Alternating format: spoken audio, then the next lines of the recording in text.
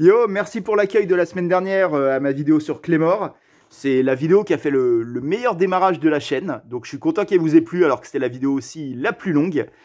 Histoire de contrebalancer ça, on va essayer de faire la vidéo la plus courte de la chaîne cette semaine. On va parler d'un manga sur lequel j'ai pas grand chose à dire, mais qui est cool quand même. Ce manga, il est là, il s'appelle Noble Paysan. Noble Paysan, c'est un gag manga. Donc, on a déjà parlé des gags manga dans un précédent épisode sur Desperados Cat Co. C'est, vous savez, des histoires très courtes, souvent quelques pages, qui sont à volonté humoristique et qui, dans les magazines de manga, s'intercalent entre deux récits plus ambitieux, on va dire. C'est un peu c'est l'équivalent japonais des comic strips américains. Vous voyez, des gags en une ligne. Alors là, c'est plus en 3-4 pages, mais c'est un peu le même principe. Noble Paysan, c'est donc un gag manga qui est fait par Hiromu Arakawa. Je sais pas si j'ai besoin de la présenter. C'est une autrice de manga très très connue, notamment pour être l'autrice de Full Metal Alchemist, qui est un des shonen les plus connus de l'histoire des shonen, j'ai envie de dire. Notamment en France, où je crois qu'il a eu particulièrement du succès en France. C'est un manga, je pense que vous êtes très nombreux à avoir lu, qui est un très bon manga, que moi j'adore aussi. Hein. Mais donc oui, ça fait que Hiromu Arakawa est très très connu, notamment pour ce manga-là, il en a fait plein d'autres. Noble Paysan, c'est peut-être Là, vous voyez, c'est l'édition Perfect, je ne sais pas si vous l'avez suivi, qui est en cours de publication de Full Metal Alchemist, qui est très très chouette, très belle édition, avec les pages couleurs, très bonne qualité de papier, très bonne impression, tout ça, aux éditions Kurokawa. C'est vraiment un très bon travail d'édition Perfect sur cette série. Et Noble Paysan, ça doit être sa série la moins connue, en revanche, parce que c'est pas vraiment une série, justement, comme je vous dis, c'est un peu un gag manga, donc c'est pas une série qu'on suit assidûment en attendant le prochain épisode. C'est des tout petits gags. En fait, il faut savoir que Hiromu Arakawa, elle est originaire d'Hokkaido, qui est l'île, là vous avez l'explication que je vous dis, qui est l'île la plus au nord du Japon et qui est une île très agricole. Et en fait, elle vient d'une famille d'agriculteurs. Et dans Noble Paysan, elle nous raconte des petites tranches de vie de sa famille à la ferme, en fait. Alors, souvent issue de sa jeunesse, parce que elle, depuis qu'elle est devenue mangaka à succès à Tokyo, bon, elle est pas vraiment agricultrice, mais elle a ce background-là. Elle a fait une école d'agriculteur, une école agricole plutôt. Et sa famille est restée dans l'agriculture. Ils ont une ferme principalement centrée sur l'élevage de vaches et sur la culture de légumes, notamment de maïs. Et voilà, et donc elle raconte ça sous forme de gag, avec un humour qui passe très très bien, qui est vraiment très drôle. Moi, j'ai ri plusieurs fois avec Noble Paysan.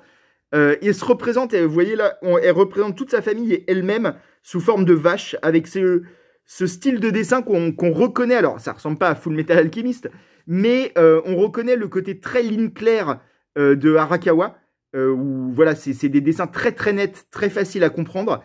Il y a les pages couleurs, hein, comme vous voyez.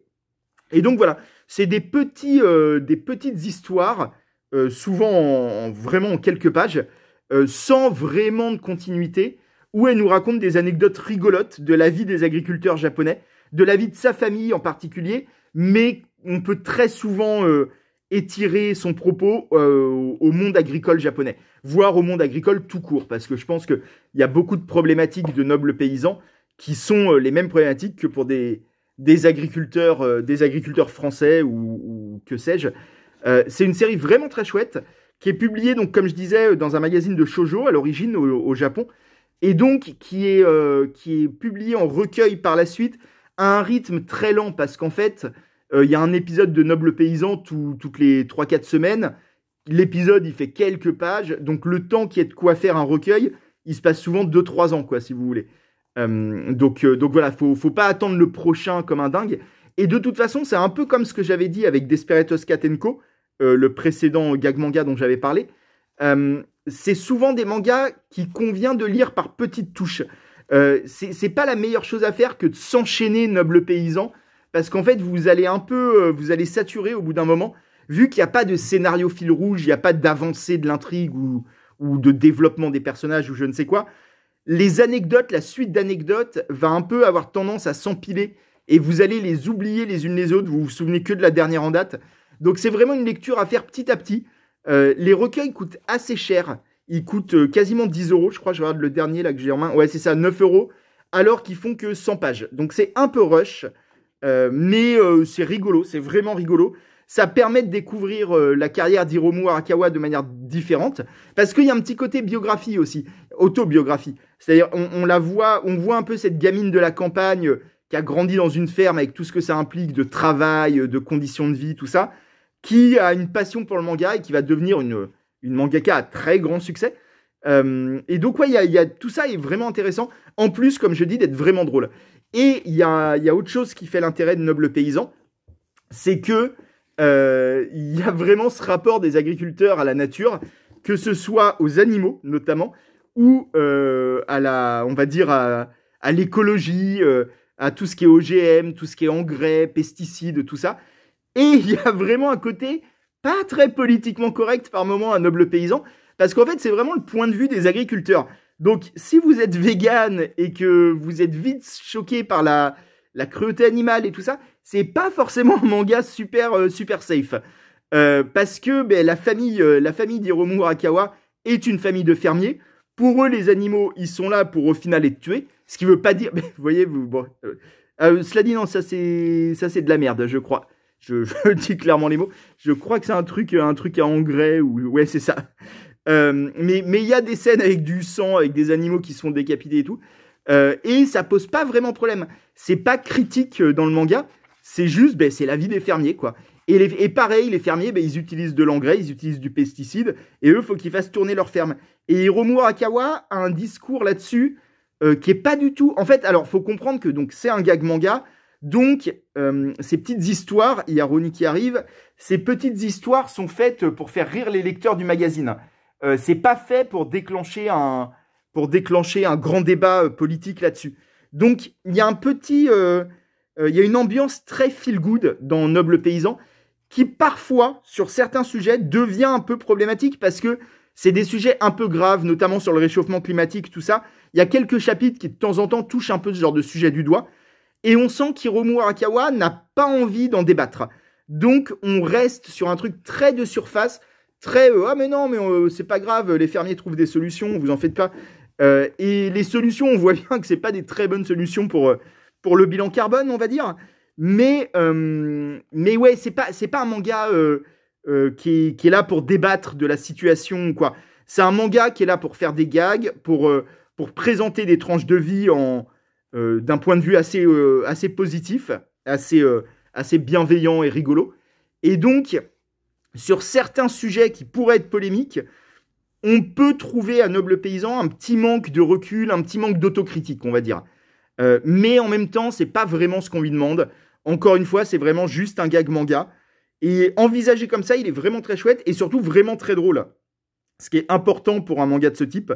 Et notamment le père d'Hiromu Arakawa, le personnage du père, est une espèce de dingue complet à qui il arrive que des merdes. Il y a Ronnie qui passe devant la caméra.